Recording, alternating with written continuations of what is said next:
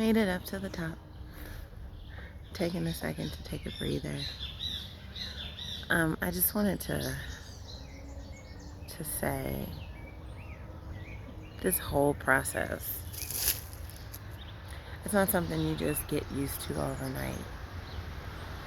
Process meaning adjusting to a different lifestyle. Having the waves of missing things that you got used to wash over you and surviving it and remembering why you chose what you chose. Missing friends, missing family, choosing to let go of some friends and some family in order to reach your actual goals. Leaving your home country has a lot of emotional elements that I don't really think we talk about much. Of course, there's the nuts and bolts, and that's actually what I'm really good at: the planning, implementation, research, all of that.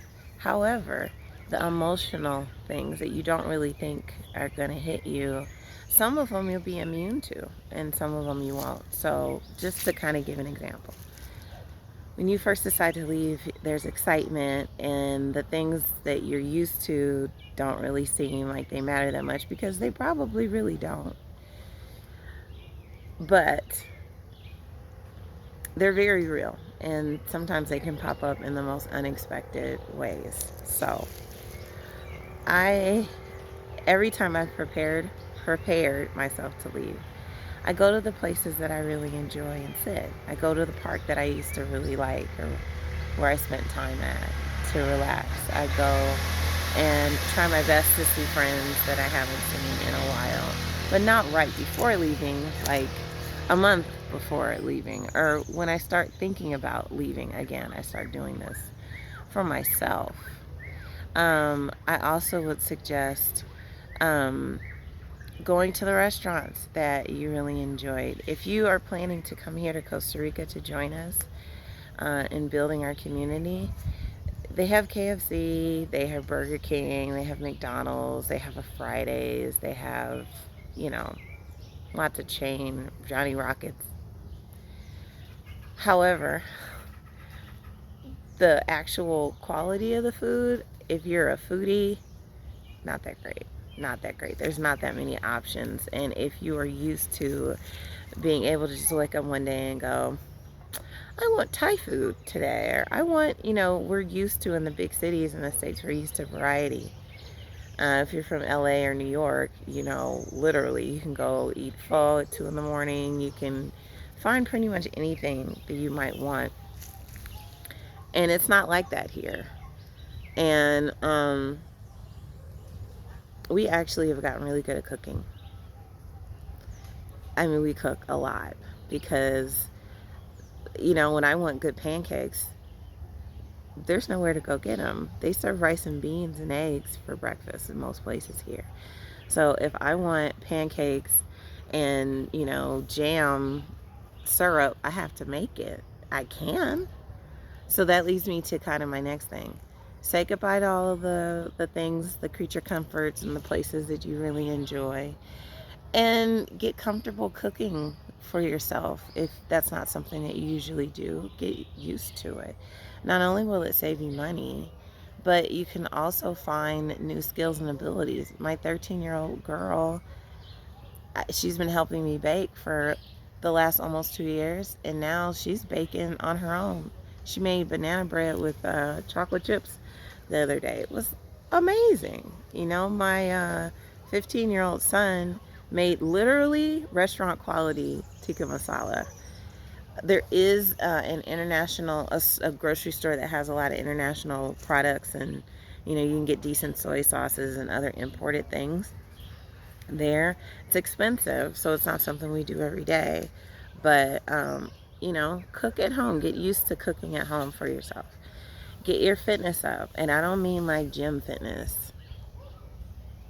Gym fitness is very different than activity fitness, like stabilizer ball, like bending over and picking up stuff and carrying things. Get your fitness up so that when you get here, it's not such a shock to your body. The air is cleaner, the food is cleaner, you're going to be more active most likely than you have been by necessity. Um, but get your body used to it so that that's one less thing that you have to process when you come.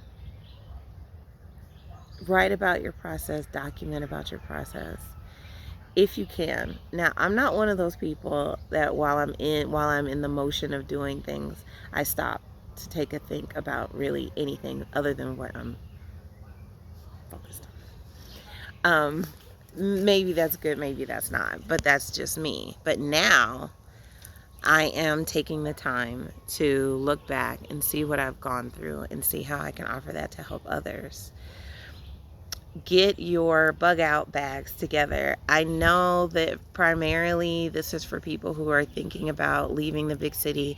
Maybe you're thinking about leaving the big city and moving to a farm in the States, or you're thinking about, moving and doing homesteading or a tiny house, or you might be thinking about coming here to Costa Rica to join us to build, or another country. In the meantime, unless you're leaving tomorrow, you need to have a bug out bag prepped. There's lots of YouTubers who their whole channels are about prepping. A lot of times the emotional side of it is that it can cause some people to feel scared, considering the possibility that something like that might be necessary. But it might be necessary, and it's better to have and not need than to need and not have. You need to have some decent boots, a couple of pairs of clean, dry socks, a couple of pairs of underwear, some dry clothes, preferably like workout pants or something that wicks well, a straw to filter water. We made our own jerky, so we have bags of little jerky and seeds in our bug out bag. I know, but because you never know where you'll end up.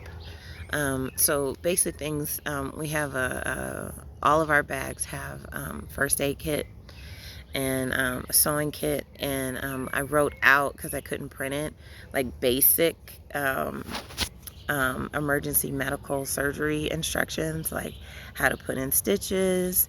I got some dragon's blood. Dragon's blood is great because it literally will create a scab.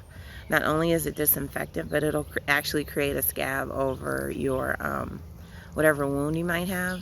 So I have a little bottle of peroxide, a little bottle of dragon's blood, a little sewing kit, and a regular first aid kit. Your documents and a Ziploc bag, or copies of documents in a Ziploc bag. If you have medications, like if you have asthma or you have severe allergies like I do, I have allergies pretty bad. I have my allergy pills and, all those kinds of things. So you want to have a bug out bag for your family while you're waiting to leave or make your transition. If you're still at home and you still have a little bit of time before you leave, get your old 2-liter bottles if you don't have a yard and grow something, even if you're not going to eat it, just so you know what the process is, so you can physically experience what it's like to put something in the ground and have the confidence that it's going to grow because you've experienced it growing. It'll build your confidence and it'll make you have more faith in yourself and knowing that you can produce and that you can provide for yourself in this fundamental way. I would also say adjust your eating habits. You don't know what's going to be available. Now, we have rabbits for meat, and we have goats for dairy. I don't really even drink dairy like that, like goat milk or otherwise, but I can make cheeses for the fam. I can make soap. I can do other things, and they're great because they keep our grass low. So, I'm sorry. So, and we have chickens for eggs. I eat eggs. I'm basically oval vegetarian, but I eat meat if I feel like I need to. I really try to listen to my body. So yeah, just get used to the possible adjustments. That's weird. Oh, that was the farmer's truck. So we live in a farming community. and the farmers take their produce down in these big trucks. Other than that, we don't have anybody that passes our property, so that's great. And our neighbors are really great. They're especially great because they're far and we don't see them much, but they're really helpful and nice people. But those things, I'm not even like, oh, focus on learning the language. If you want to learn it, when you're where you're going, you'll learn it. I speak 3 languages. I'm going to do a whole nother video about that.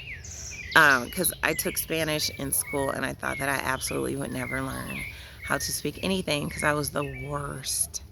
My tongue is heavy, I have a slight lisp, and I didn't think it was possible, but here I am. I speak English, Portuguese, and Spanish. I'm going to be doing a video about Brazil because I know a good bit of people are actually thinking about going to Brazil. I lived there for 5 years, and I'll be talking about that in another video.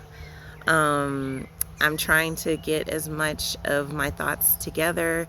Going on camera is not the easiest for me. I'm an INFJ, if you know what that is. Introverted. I like people in doses. So anyway, thank you for listening to me ramble. I hope what I said was helpful. If you have any questions, you can always leave it in the comments. I read my comments. Or you can email me at, oh no, actually IG. I'm on Instagram at the Global Black Girl, and you can send me a DM there, and I promise I'll take a look. And I'm gonna finish my hike.